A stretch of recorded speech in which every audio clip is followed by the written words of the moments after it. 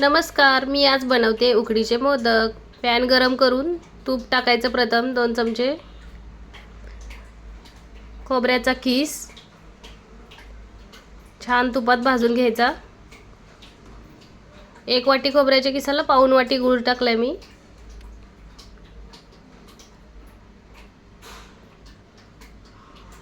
सगळं मिक्स करून गूळ एकदम बारीक करून घ्यायचा। आणि आता यामध्ये आपण ड्राय फ्रूट्स पण ॲड करायचे। हे सगळं मिक्स झाल्यानंतर ड्राय फ्रूट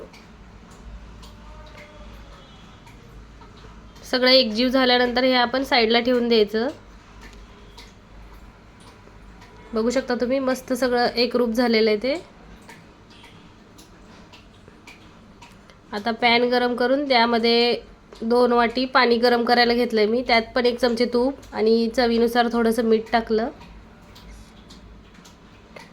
2 वाट्या तांदळाच्या पिठासाठी मी 2 वाटेच पाणी घेतलंय। पाण्याला उकळी आली की यामध्ये पीठ टाकून सगळं मिक्स करून घ्यायचंय।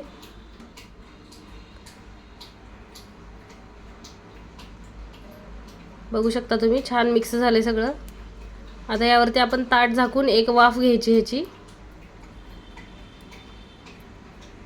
सगळं काढून हे मी असं फुलपत्रानी मॅश करून घेतलंय। हाताला चटके बसतायत त्यामुळं तेल आणि पाण्याचा हात घेऊन हे आता सगळं छान असं एकजीव करून घ्यायचं मळून।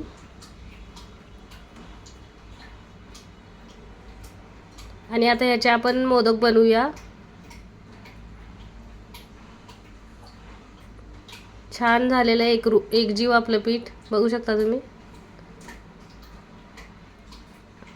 अशा प्रकारे मी सगळे मोदक बनवून घेतले आणि चाळणीला खाली तूप लावून त्यामध्ये मी उकड काढणार आहे। हे सगळे मोदक मी त्यात ठेवून घेतले। कढईमध्ये पाणी गरम करायला ठेवून त्यामध्ये ती चाळणी ठेवली आणि बघू शकता तुम्ही वाफ काढून घेतली मोदकांची। आणि अशा प्रकारे हे आपले मोदक तयार आहेत बाप्पाच्यासाठी नैवेद्यासाठी।